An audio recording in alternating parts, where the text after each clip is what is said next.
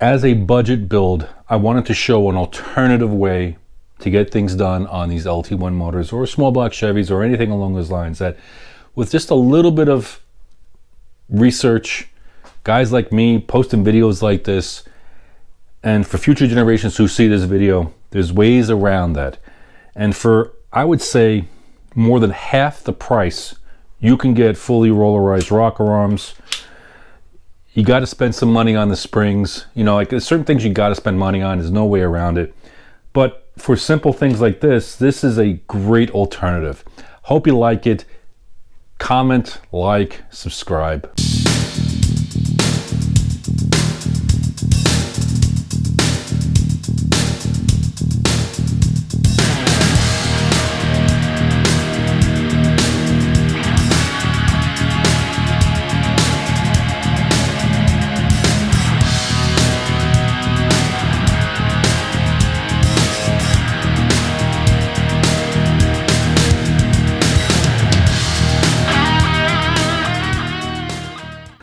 Hello and welcome back to the channel.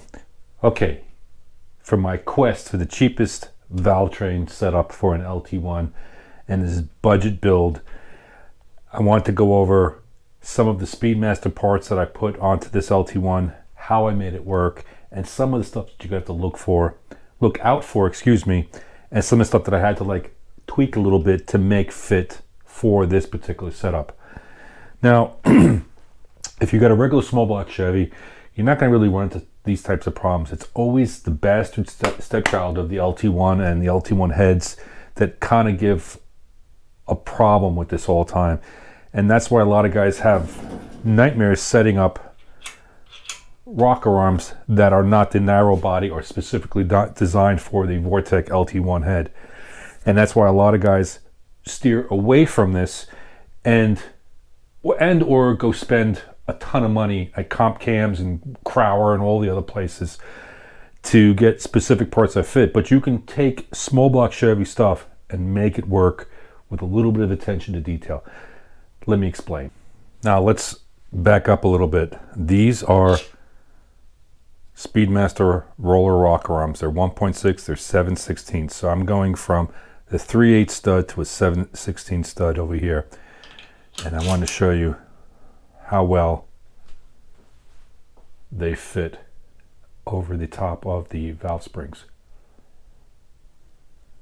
Now these are not bolted down, they're just mock set up right now with the push rods, but I wanted to get them set up, and we're using the adjustable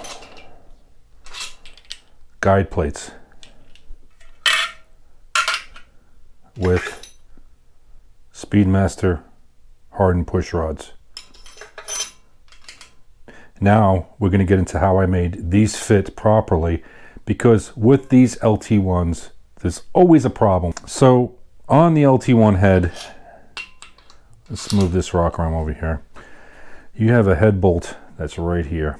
I'm hoping I can get the light on there. And whatever guide plates that you buy, they never fit just right, and this is why you need the adjustable guide plates for this.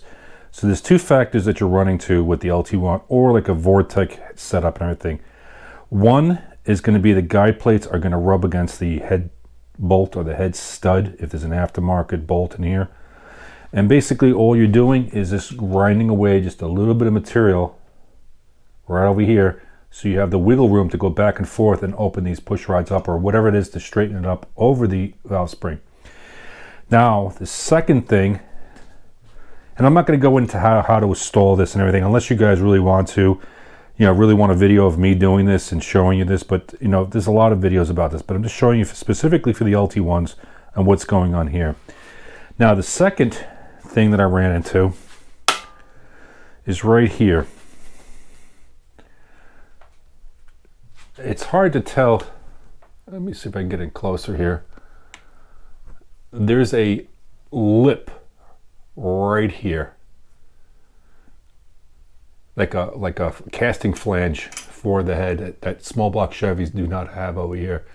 So in order for this plate to fit properly without hitting the aluminum head, is I just basically took off about a smidge off the top of the guide plate here.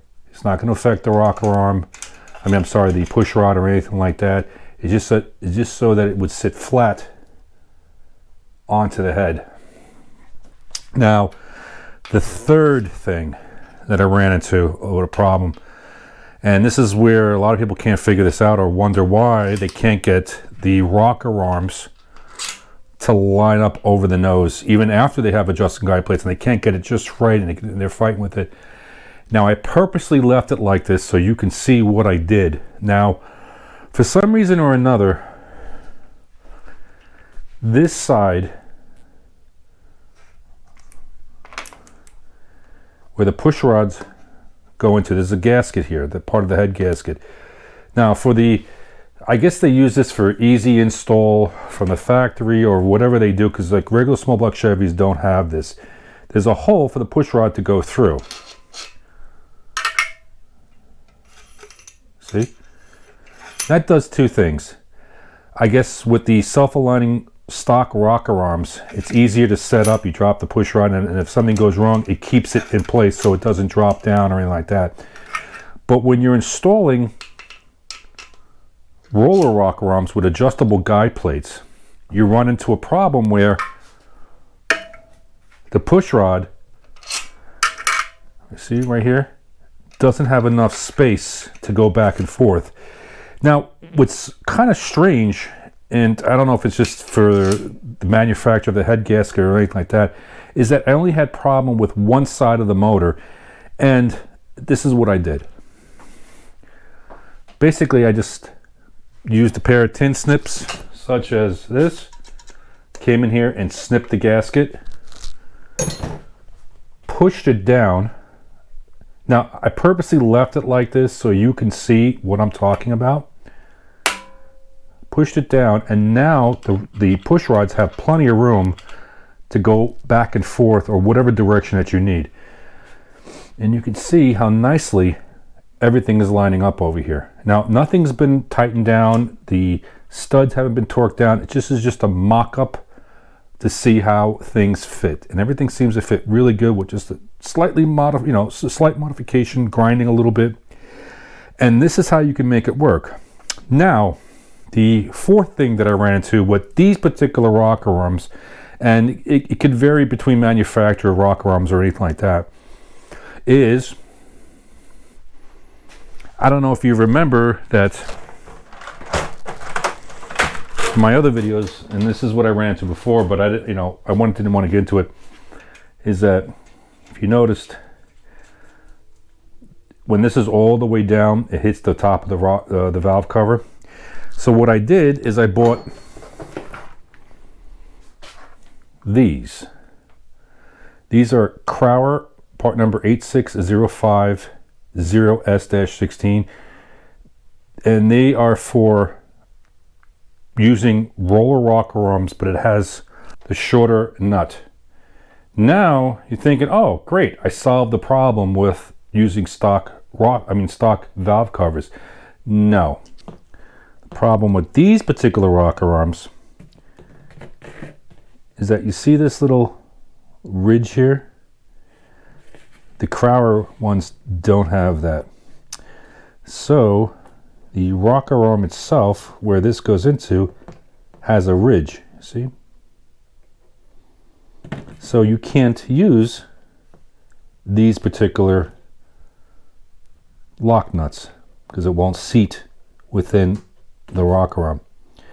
So now we have to go to plan B, is that we are going to use the either thicker gasket to raise the valve cover up.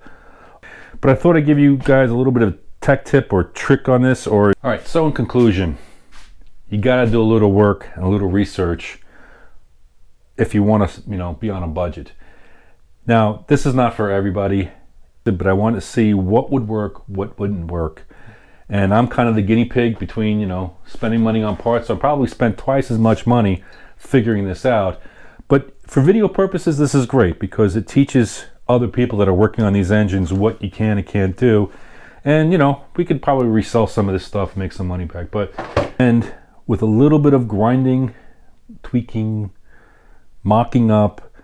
You can make regular small block Chevy stuff work on your LT1, and don't let people misguide you.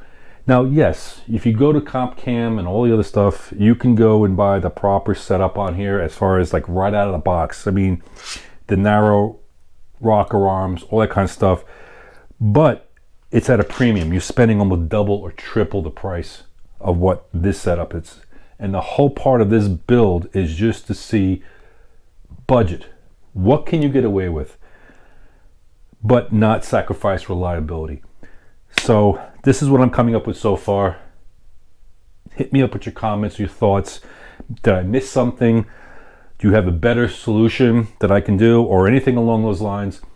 But yeah, this is going to work really well, and I'm hoping to get this thing back together soon, and we'll go step by step on this as I continue.